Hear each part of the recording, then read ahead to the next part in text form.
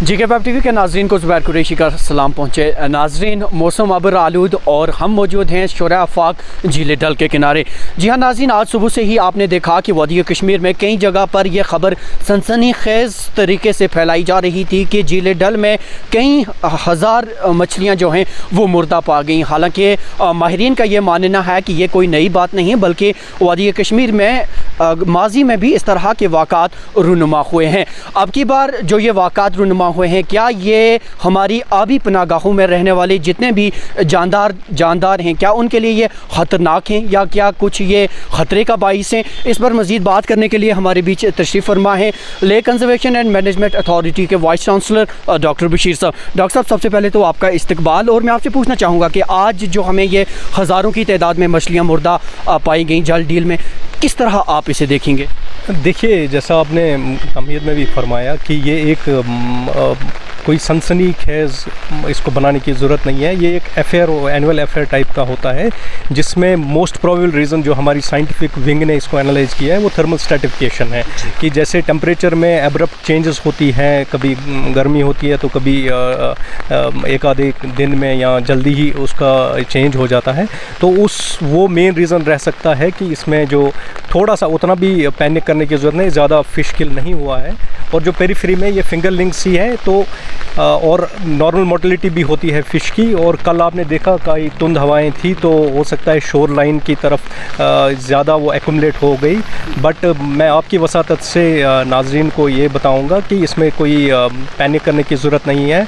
डल काफ़ी साफ़ सुथरा है। जो हमारी वाटर क्वालिटी पैरामीटर्स हैं, तकरीबन 50% जो वाटर क्वालिटी हमारी डल की रहती है वो बी क्लास बेदिंग क्वालिटी की रहती है। और उसके अलावा भी काफ़ी सारा जो एरिया है, तकरीबन उसके अलावा भी 40% का जो एरिया है उसमें ठीक ठाक DO लेवल्स है, डिज़ोल्व्ड ऑक्सीजन लेवल है, BOD 3 से कम है। तो इसको अच्छी क्वालिटी का हम मान सकते हैं। तो इन ऑल प्रोबेबिलिटी वो रीज़न नहीं है कि इसमें जैसे ऑक्सीजन की कमी बताई जा रही है। तो मैं यही बताऊंगा, जैसे कुछ हजरात ने ये भी बताया कि वीड के कारण ये हुआ है, ऐसा कुछ नहीं है। वो मैक्रोफाइट्स का पार्ट रहती है और एक कम्प्लेक्स इकोसिस्टम है जिसमें काफ़ी सारे जैसे मैक्रोफाइट्स 30-40 किस्म के हैं। बाकी जो एनिमल किंगडम के या जो आप समझ लिए डिफरेंट फाइलम्स के काफ़ी सारे ऑर्गेनिजम्स रहते हैं। तो इसमें घबराने की कोई ज़रूरत नहीं है। सर, ज़िमनन में आपसे जानना चाहूँगा, आपने कहा कि झील जल की साफ़ सुथराई की गई है और इस तरह की ख़तरात की बात नहीं है, लेकिन जैसा जब हम देखें कि ज़ाहिरी हिस्सा जो डल झील का हमें दिखाई दे रहा है वो तो साफ़ है, लेकिन जब हम डल के अंदरून में जाते हैं तो कहीं ना कहीं हमें बहुत सारी गंदगी के ढेर वहाँ भी मिलते हैं। क्या पोल्यूशन एक वजह हो सकती है, या उससे दीगर जो जानदार हैं इस अभी हमारी इन पनागाहों में, क्या उन्हें उससे कुछ ख़तरा लाहिक है? नहीं, ऐसा जैसे आपने बताया कुछ एरियाज़ डल में हैं जिनमें जो अंदरून में हैं, उनमें भी पिछले 1-2 साल में काफ़ी सारा काम हो चुका है। जैसे मैं उस हवाले से ये बताऊं कि जो हमारी कुछ नेविगेशन चैनल्स थी, हमने तकरीबन 10 किलोमीटर के नेविगेशन चैनल पिछले साल रिस्टोर हुई। वाटर सर्कुलेशन काफ़ी सारी इम्प्रूव हो गई है।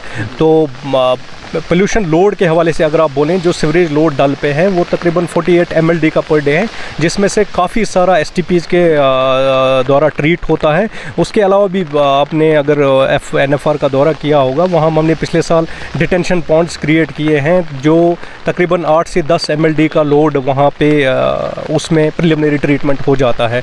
तो उस हवाले से काफ़ी सारे इकदाम किए गए हैं कि पोल्यूशन लोड डल पे कम हो जाए। But over a period of time, क्योंकि जब से डल है तब से जो अर्बनाइज सेटिंग में ये हैं, तो इसमें न्यूट्रेंट लोड काफ़ी सारा जमा हुआ है। बट ऐसा मैं नहीं मानता हूँ। जो हमारे प्रिलिमिनरी इन्वेस्टिगेशन जो हमारी साइंटिफिक विंग्स ने की हुई है, उसमें वो खालिसतन ख़ास तौर पे रीज़न यही थर्मल स्ट्रैटिफिकेशन का हमने मार्कस किया हुआ है। और इसमें चूँकि ये पिछले साल भी हुआ था, तो ऐसा घबराने की कोई ज़रूरत नहीं है। और डल का इंशाल्लाह तौर पे ठीक है, और इसको हम और भी खूबसूरत और भी जाज़िब नज़र और भी इसकी जो अज़मत है उसके ख़ास तौर पे जो पानी के क्वालिटी के हवाले से है, उसको रेस्टोर करने में कामयाब रहेंगे। सर, कुछ आप बता पाएंगे एदाद-ओ-शुमार, इस साल हमें जितनी मुर्दा मछलियों की तादाद पाई गई, क्या माजी में जब इस तरह के इंसिडेंट्स हुए हैं क्या वो तादाद भी इतनी थी कि इस तादाद में इजाफा हुआ? देखिए, तादाद आप खुद देख लीजिए, अगर आपने दौरा किया होगा 1-2 घाट्स पे है, ज़्यादा कहीं मतलब मास स्केल पे जिस तरह के फ़ोटोग्राफ सोशल मीडिया में दिखाए गए थे वो रिप्रेजेंटेटिव पिक्चर्स थे, मे बी उनसे एक गलत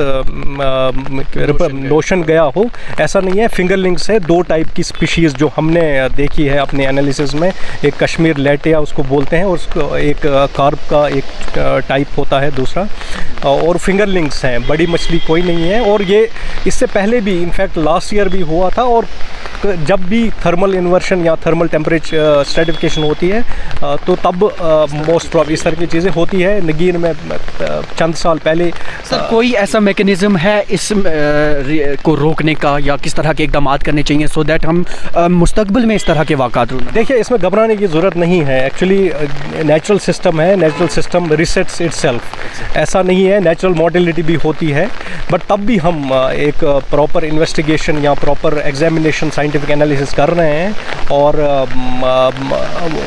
एक चंद एक दिन में उससे भी रिपोर्ट जब आएंगे तो हम आपके साथ शेयर करेंगे। सर आपने हमारे साथ बात की, आपका बहुत बहुत शुक्रिया।